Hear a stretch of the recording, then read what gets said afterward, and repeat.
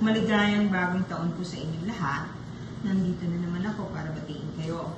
Ang pag-uusapan po natin ngayon ay yung tungkol sa mga UFO at orbs na sinasabi nila at yung drones. Ano po? Ito pong ibabahagi ko sa inyo ay naaayon sa mga nalalaman ko at personal kong experiences. As usual, tandaan nyo, hindi po ako nanguhula. Kaya wag po kayo mag-request. Pero kung gusto niyo po matulungan kayo maghanap ng mga bagay-bagay or yung mga taong nawawala, but you still have to make an appointment to see me because I don't do it yung dito lang. Ano po? Okay.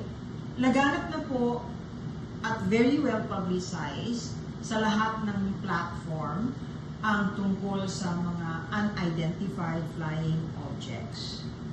Maraming nagdidibang. Siyempre, marami pong matitigas ang bungo at ayaw talagang maniwala at ipipilit nilang hindi totoo yun at lahat yung mga yan ay demonyo, hindi naman po. Mali po yun. Okay? Hindi lang po sa ating bansa. Actually, sa may dito meron na eh. Marami nang nakakita na na-video nga nila eh. Yung saan ba yun yung lugar ng maraming painters? Yung lugar ng painters sa unahan sa Antipolo. Anyway, totoong-totoo po na may UFO. Totoong-totoo po na may mga aliens. Nung araw pa po yan, kung magre-research kayo, scientifically proven yan at saka facts po yan. Marami ng military from the US and different countries ang nagsasabi na they didn't want to talk about it before but they're talking about it now kasi rampant na. Sabihin ko muna po sa inyo ang unang dahilan kung bakit marami nang nakakakita. Sinasanay po tayo ng mga aliens na dati nang nandito para hindi na natin katakutan.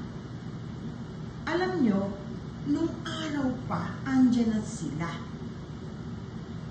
Ayaw lang aminin ng mga nakakaalam, lalo na yung mga militar, dahil ayaw ng gobyerno nila.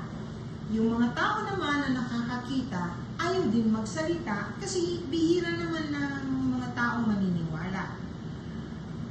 Yung nagsasabing mga demonyo yan na galing sa ibang dimension nga pinanggalingan po nila, pero hindi po sila demonyo. Dahil kung demonyo po sila o kaya bad sila, dapat matagal na tayong patay. Iyan na lamang kung nakikita ninyong pagkadae-dae, kung gusto nila tayong patayin, patay na tayong lahat. Ganun din ang Amerika. Meron po talagang aliens. Yung ako po, yung nakita ko, 1998 pa, nakita ko na yan. Nakita ko rin sa ibang tao at sa kapatid ko. Nakita ko na yan. Ngayon lang lumabas kasi meron na pong social media. At saka maraming salamat sa TikTok kasi ang TikTok ay napakagandang plataforma na maaari kang magsalita na mapagkukunan ng mga information na hindi linalabas ng mainstream media. Okay? Gusto po ng mga good aliens, yung mga hindi na nga na masanay na tayo because eventually, bababa na sila, magpapakita sila ng personal sa atin. Ano po? Maraming reasons kung bakit. Number one reason, ayaw nilang sirain natin ang ating environment.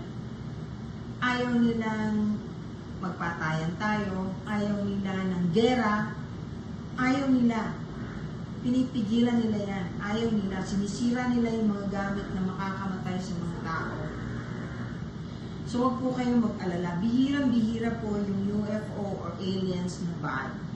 Kasi mas marami pong good aliens who would fight them off also. Ganun po yan. So, huwag po kayong matakot. Ngayon, yung pong karamihan naman po ng drones, yung drones po yun. Kasi meron nagsabi, nako, hindi po yan yung yan po ay drones na nanggaling dun sa inimbento ng kapatid ni sino na to? Nito pong napaka-husay na mag-invento ng kung ano-ano. Hindi po, yung drones po yan, galing din po yan sa militar. Ginagamit po nila yung most powerful drones nila para tingnan kung ano yung nakikitang orbs. Yung naman pong orbs, o tinatawag nilang plasma, pero orbs po yun.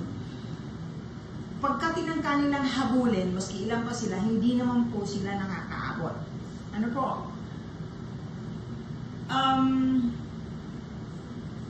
Kaya yung sinasabi ng iba na puro man-made lang lahat, hindi po totoo. Meron pong man-made yung drones, pero yung orbs hindi po. Dahil ang dami ko pong retrato na ako, pagka nag-free clinic kami, noon pa, iba-iba po kumukuha ng retrato ko. Isang araw po papakita ko sa inyo, kunyari magkaibang tao, kunyari 3 o 4 o 5 tao, magkakaibang ginagamit na camera. May lalabas pong orb. Makikita niyo rin po yan sa mga malalakas ang aura. Pag kinuha ninyo ng photo, makikita rin niyo po parang may halo. Ayan. Pinapaalam ko lang po sa inyo. Tungkol doon naman sa aura.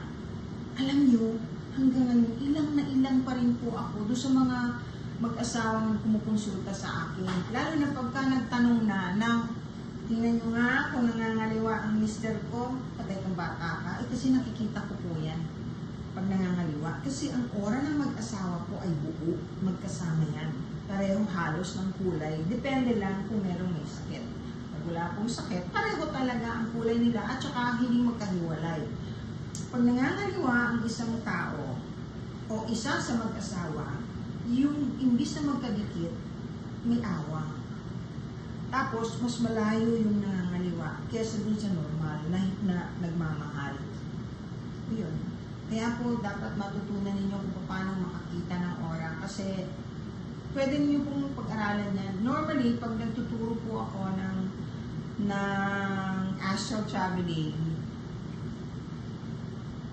pahapyaw, tinuturoan ko rin sila kung maaari nilang makita yung aura ng bawat isa. Actually, hindi naman po ganun kahirap eh.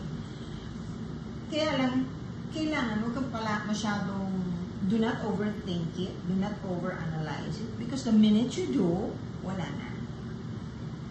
O, paghandaan na po natin yung pagdating ng mga aliens po, tandaan ninyo, yung orbs, aliens po normally yan, lalo na yung mga UFO, yung flying object talaga.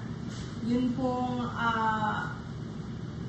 ginagamit ng militar, yun po yung sinasabi lang fake daw na, hindi, ano po yun, uso na po kasi ngayon just to track the unidentified flying object. So, drones po ang ginagamit. Marami pong powerful drones, lalo na po ang Amerika, yung ibang bansa. I think even China has it. Ayan po. So, huwag kayong masyadong mag-alala. Magmula ngayon, pagka madilim, o kaya tingin ninyo, makikita ninyo yung langit na walang masyadong sagabal, take out your phone. Tingnan yung maigi. Meron diyang hindi pangkaraniwan ng galaw. Lalo na po pag nasa tabing dagat. Opo. Kung gusto niyo naman, maging connected kayo dun sa mga aliens at na para may antena kayo, ay dapat po meron kayong Moldavite. Kaya lang, mas maganda if you make them feel that they are welcome. Clean, think of pure thoughts. Kasi telepathy po ang form of communication nila eh. Pag bad ang thoughts mo, nalalaman nila.